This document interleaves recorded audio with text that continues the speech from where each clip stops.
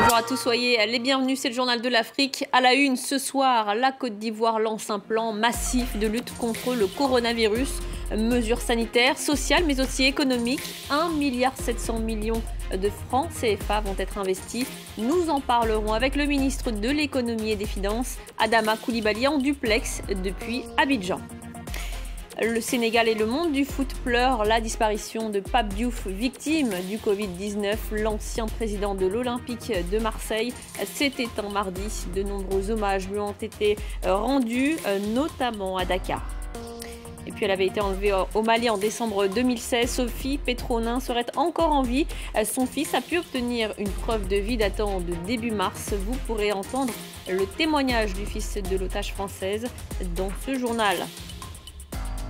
Mais d'abord, en Côte d'Ivoire, le bilan de l'épidémie de coronavirus s'établit désormais à 1 décès et 190 cas de contamination. L'impact est déjà perceptible sur l'économie nationale, c'est ce qu'a indiqué le chef du gouvernement mardi. Amadou Gon Coulibaly a annoncé un vaste plan de soutien avec des aspects économiques mais aussi sanitaires et sociaux. Un plan qui représente 5% du PIB du pays. Pour en parler, nous sommes en duplex avec Adama Coulibaly, ministre de l'économie et des finances. Bonsoir.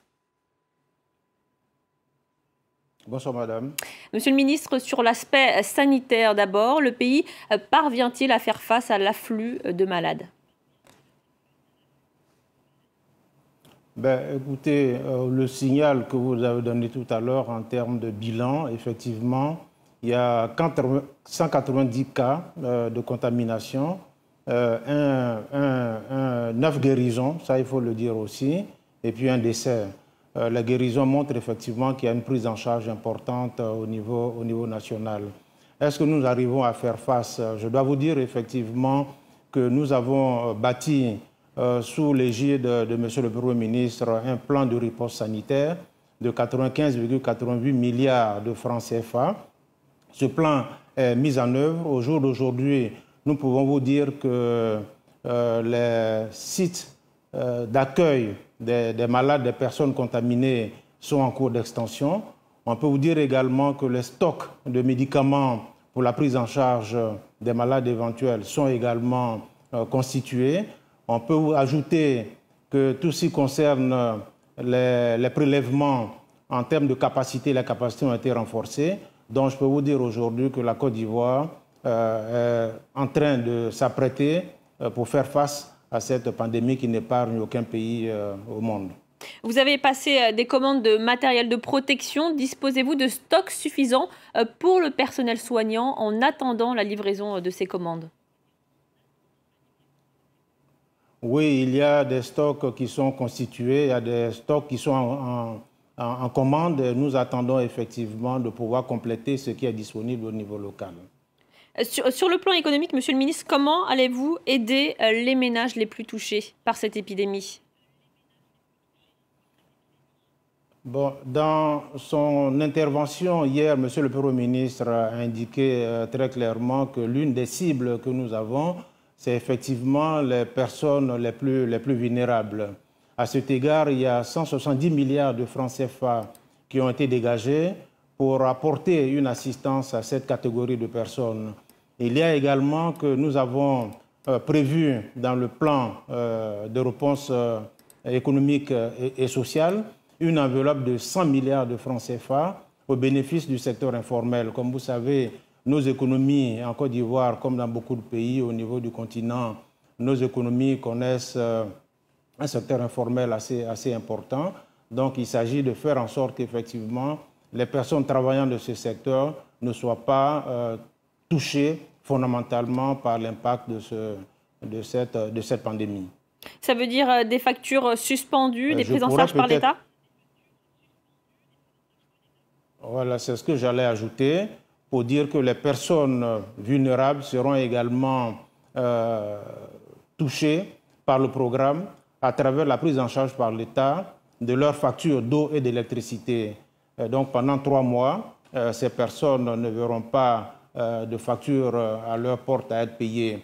Il y a également que tous ceux qui sont abonnés au tarif normal d'eau et d'électricité verront leur facture être décalée de 3 mois, c'est-à-dire les paiements vont se faire avec un décalage de 3 mois, ce qui leur permettra effectivement pendant la période de 3 mois de pouvoir faire face à leurs besoins usuels et quotidiens. Monsieur Coulibaly, les PME bénéficient aussi de ce plan de soutien. Plusieurs taxes vont être suspendues. Est-ce que cela prend effet immédiatement et quelles démarches les chefs d'entreprise doivent effectuer concrètement pour bénéficier de ces mesures? Il y a dans le plan, il y a des mesures à court terme et des mesures à moyen terme. Les mesures à court terme, c'est ce dont on a parlé tantôt en termes de défiscalisation, en termes d'avantages tels que les moratoires qui seront faits au niveau des entreprises. Mais les PME bénéficieront effectivement de ressources. On a prévu 250 milliards en soutien à l'économie, dont 100 milliards dédiés aux petites et moyennes entreprises. Ça fait partie en fait des mesures à moyen terme. Donc le temps de mobiliser les ressources pour pouvoir faire en sorte que les petites et moyennes entreprises puissent en bénéficier pour pouvoir poursuivre leurs activités. Monsieur le ministre, il nous reste très peu de temps. Pensez-vous appliquer un confinement strict sur tout le territoire ivoirien? Et est-ce que vous travaillez de concert avec les pays frontaliers pour une lutte commune et pour relancer l'économie dans la région? Mais la mesure qui est en vigueur actuellement, c'est un confinement par aire géographique. Vous devez savoir qu'au niveau de la Côte d'Ivoire, déjà, il y a les déplacements sont limités entre Abidjan et l'intérieur du pays.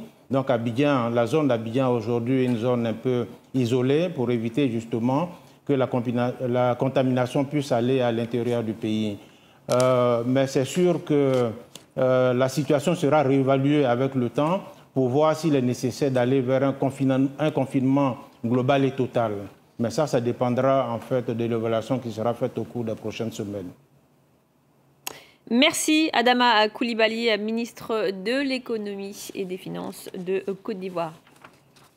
Et on reste dans la région où le Sénégal s'apprête à apporter une aide alimentaire d'urgence à la moitié du pays. Une commande publique a été passée pour 5000 tonnes de riz, 500 tonnes de sucre, 1000 tonnes de pâtes et 10 000 litres d'huile ainsi que du savon. Ces commandes sont destinées à 1 million de ménages sénégalais défavorisés impactés par l'épidémie. Avec plus de 1350 cas déclarés et 5 décès, l'Afrique du Sud est le pays le plus touché sur le continent. Pour freiner l'épidémie, les habitants sont sommés de respecter un confinement strict durant 3 semaines. Mais le gouvernement mise aussi sur les tests à grande échelle. Le récit de Nicolas Germain. De nombreuses avenues de Johannesburg sont désertes. L'Afrique du Sud a débuté vendredi un confinement de 21 jours. Mais dans les quartiers pauvres et surpeuplés, les rues sont inévitablement moins vides.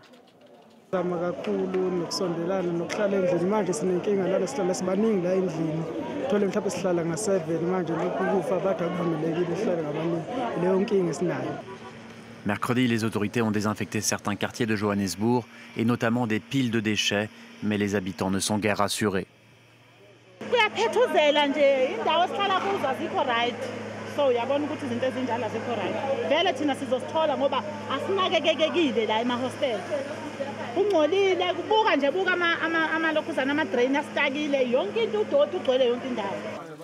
Le gouvernement procède également à des tests de masse. Plus de 39 000 tests ont déjà été réalisés à travers le pays. En tout, 10 000 agents ont été déployés. I have to be scared because I don't know my results yet. Because this sickness is a serious disease. People are dying, so we are taking it serious. So before you get the results, you are obviously going to be scared because you don't know where you stand. Avec plus de 1000 cas, l'Afrique du Sud est le pays le plus touché du continent. Depuis le début du confinement, il existe aussi ici la crainte de violence de la part des forces de l'ordre. Une enquête a déjà été ouverte après la mort de 3 citoyens qui auraient été tués par une patrouille pour non-respect du confinement. Lui s'excuse publiquement pour les brutalités policières. Uhuru Kenyatta est revenu sur les excès commis par la police dans la mise en œuvre du couvre-feu dans le pays. On écoute le président kényan. Je sais que surtout lorsque nous avons introduit le couvre-feu, il y a peut-être quelques difficultés au début. Et je veux présenter mes excuses à tous les Kenyans pour peut-être certains excès qui ont été commis. Sa disparition bouleverse les passionnés de football. Pape Diouf nous a quittés mardi des suites du coronavirus. L'emblématique ancien patron de l'OM était hospitalisé à Dakar. Beaucoup saluent la bienveillance d'un grand homme. Les réactions à Dakar avec Sarah Sako. L'annonce de la mort de Pape Diouf a fait l'effet d'un choc au Sénégal. Depuis, les réactions se multiplient. Macky Sall, le président, a rapidement salué une grande figure du sport. Aliou Cissé, le sélectionneur de l'équipe nationale, a tweeté « Je perds un confident, un soutien ». Pour Youssou N'Dour, l'artiste, il était un symbole, un dirigeant majestueux. Dans les mémoires ici, Pape Diouf, c'est bien sûr le premier président noir d'un club de football européen, mais c'était aussi un enfant du pays, quelqu'un qui était très attaché au Sénégal. Alors dans les rues de la capitale ce mercredi, l'émotion est vive. Sa mort m'a vraiment rendu très triste aujourd'hui. Même mes enfants à la maison, je les disais que nous avons perdu un grand homme. Mais la France aussi a perdu un grand homme, qu'on le dise. Il a été respecté partout dans le monde, par son dynamisme, par son caractère, par sa discrétion. C'est un grand monsieur. C'est une lourde perte pour le Sénégal, mais aussi c'est une lourde perte pour le monde sportif. Donc nous prions Dieu l'accueille dans son paradis. Pape Diouf sera inhumé dans la plus stricte intimité familiale. Il est le premier malade emporté par le coronavirus au Sénégal. La famille de Sophie Pétronin garde espoir. Son fils a pu obtenir une preuve de vie. Il dit avoir été convoqué au ministère des Affaires étrangères. L'otage française enlevée le 24 décembre 2016 à Gao serait en bonne santé mentale mais en mauvaise santé physique. Elle est détenue par le GSIM. On écoute son fils Sébastien Chadot-Pétronin, interrogé par Célia Caracena. La seule information que j'ai eue, c'est qu'elle était bien en vie, qu'ils étaient en possession d'une preuve de vie datant de début mars 2020. Mais j'ai malheureusement pas plus de détails. J'ai eu des informations, mais ces informations, elles datent d'août 2019, où là, on a un peu plus de précision sur sa santé, sur son moral. Elle a, heureusement pour elle, un très bon mental et malheureusement, confirmation qu'elle a des problèmes de santé physique, qu'elle est alitée et qu'elle dispose d'un traitement plutôt favorable. Elle est respectée et qu'elle partage aussi la vie d'autres otages, donc elle n'est pas seule, on peut espérer qu'elle ne devienne pas folle. La rançon est un carburant, et ce carburant a clairement été refusé par M. Macron, et tout le monde en a pris acte. Mais ça n'est pas la seule possibilité pour faire libérer quelqu'un.